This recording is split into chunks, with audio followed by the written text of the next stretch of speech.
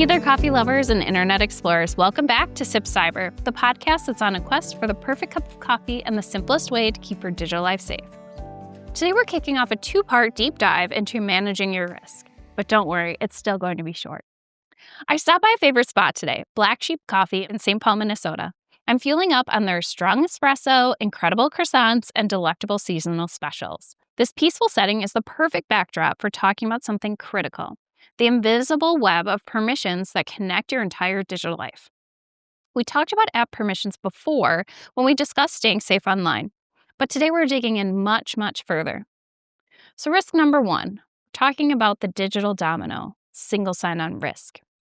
When you log into a new app, a website, or a game, it often asks if you want to sign in with Google or sign in with Facebook or sign in with Microsoft.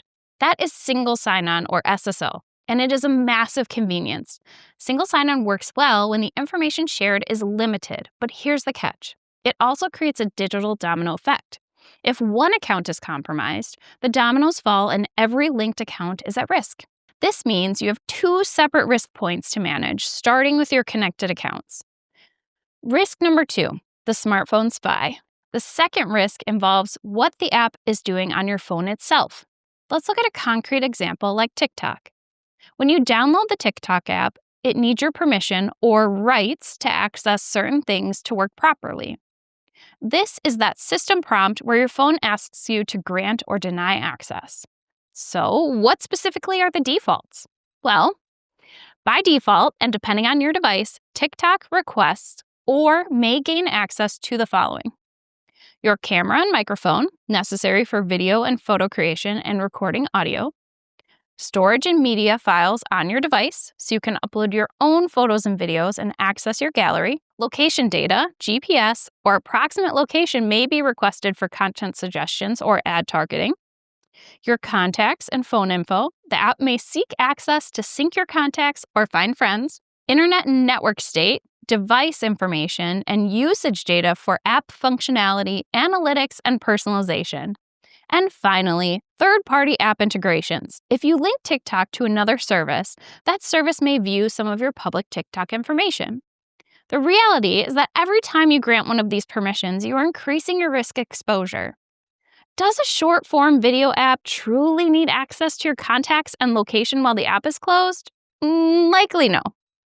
We often hit accept all, I'm guilty too, because we're eager to get to the content, but that habit can be dangerous.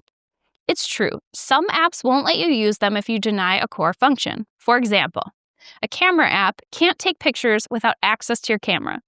But most permissions requested, like access to your contacts or precise location, are for convenience or data mining. If you deny those permissions and the app still works, you've won the game. If it locks up, you know that permission is required for that function, and you can decide if that app permission is worth the risk. So, for today, your cybersecurity tip is about taking control of that risk. We need to start thinking of every new app as a new business partner, one who you should only give the minimal information needed to do the job. We want you to use minimum access for app downloads. When an app asks for permission, grant the minimum access necessary. If a weather app asks for access to your camera, deny it. It only needs your location. Then we want you to audit your single sign-on connections.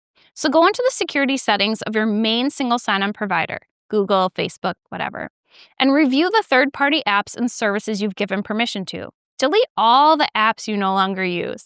That old photo filter app you used 3 years ago might still have the keys to your email. And then lastly, use a password manager for crucial apps. For your most critical accounts, banking, retirement, primary email, stop using single sign-on and use a unique complex password stored in a password manager.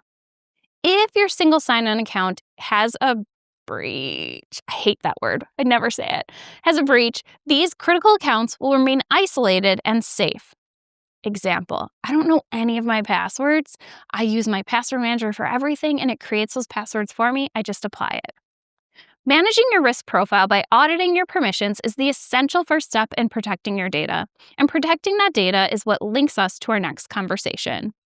Next time, we'll take the concepts of risk and expertise and dive into the white paper. If today was about securing your personal risk profile, next week is about understanding the global threats that businesses and government use the white paper to define. Understanding them is a key to managing your risks. Well, that's all for today's episode. Thanks for joining me on this trip to Black Sheep Coffee. We'll be back soon with part 2. Until then, stay safe and keep sipping.